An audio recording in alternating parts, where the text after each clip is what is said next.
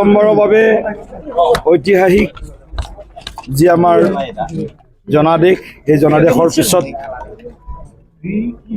বডোলেণ্ড পিপল ফ্ৰণ্টৰ লগত আজি আমি এক বৈঠকত মিলিত হ'লোঁ। BTC প্ৰধান হাগ্ৰাম মৈলে ডাঙৰীয়া সহিতে আমাৰ 14 গৰাকী NDAৰ নিৰ্বাচিত বিধায়ক বিধায়িকাসকলেও আজি উপস্থিত আছিল। লগতে BTCৰ সমূহ কাৰ্যবাহী সদস্য আৰু আমাৰ জেনেৰেল মেম্বাৰ সাধাৰণ বা পাৰিষদ সকলো উপস্থিত আছিল। আৰু দুটা দলৰ বিশেষভাৱে BPF BJP দলৰ আমাৰ 5খন জিলাৰ সভাপতি সাধাৰণ সম্পাদক প্ৰমুখ্যে আমাৰ বিষয়ববীয়াসকল উপস্থিত আছিল। আমি ঐতিহাসিক এই জনাদেশৰ এই মুহূৰ্তত আমি দুটা দলে আগন্তুক 5 বছৰ কিদৰে আগবাঢ়িম, মিত্ৰতাৰ ধৰ্মৰ পালনৰ জৰিয়তে BTCৰ যি বসবাস কৰা সকলো জাতি জনগোষ্ঠীৰ উন্নয়ন আৰু সমবিকাশৰ বাবে কিদৰে আমি আগবাঢ়িম, এই গোটেইখিনি কথা আজি আমি ইয়াত আলোচনা কৰিলোঁ। মাননীয় মুখ্যমন্ত্ৰী ডাঙৰীয়াই আমাক সকলোকে আহ্বান জনাইছিল যে আটাইকেইটা আমাৰ NDAৰ ঘটক দলৰ লগত এইদৰে আমি নিৰ্বাচনৰ পিছতে আলোচনাত মিলিত হ'ব লাগে, বহিব লাগে। আৰু ইতিমধ্যে আমি অগপ দলৰ লগত আজি ৰাভা আছাম যৌথ মঞ্চৰ লগত বা সংগ্ৰামী মঞ্চৰ লগত এতিয়া BPF দলৰ লগত আৰু আমাৰ যোৱাকালি কাৰ্যালয়তে আমি সন্মিলিত গণশক্তি অসমৰ লগতো আমাৰ বৈঠক অনুষ্ঠিত হৈছে। ইতিমধ্যে আমাৰ প্ৰায়বিলাক দলৰ লগত বৈঠক হৈ গ'ল।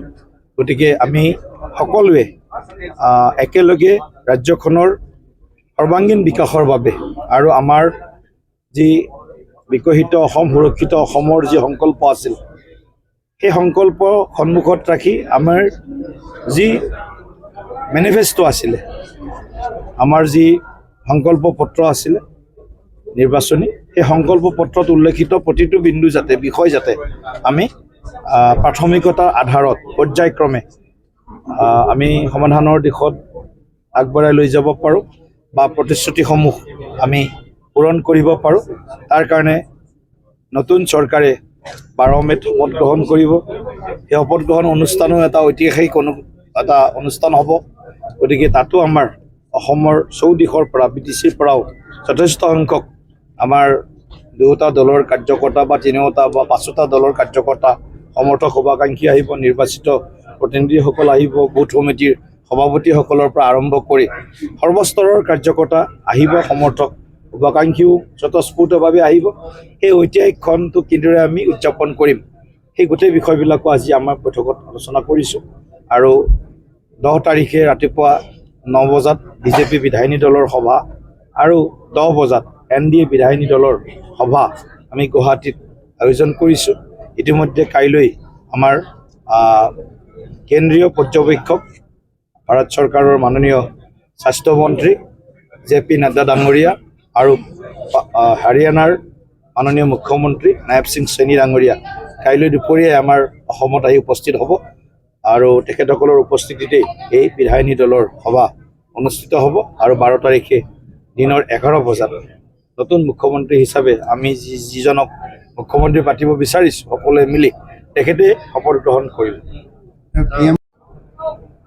NDA শাসিত প্ৰদেশসমূহৰ মুখ্যমন্ত্ৰী উপমুখ্যমন্ত্ৰী সকলো আহিব, NDA লিডাৰ্ছ আহিব, কেন্দ্ৰীয় মন্ত্ৰীসভাৰ কেবিনেট মন্ত্ৰীসকলৰ বিভিন্নজন মন্ত্ৰী উপস্থিত থাকিব।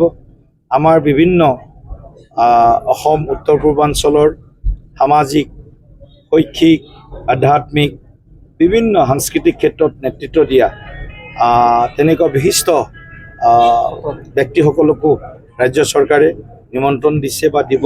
গতিকে তেখেতসকলেও উপস্থিত থাকিব। এটা ঐতিহাসিক এটা উদযাপন আমি কৰিবৰ কাৰণে সাজু হৈছোঁ আৰু আপোনালোককো আমি নিমন্ত্ৰণ জনাইছোঁ।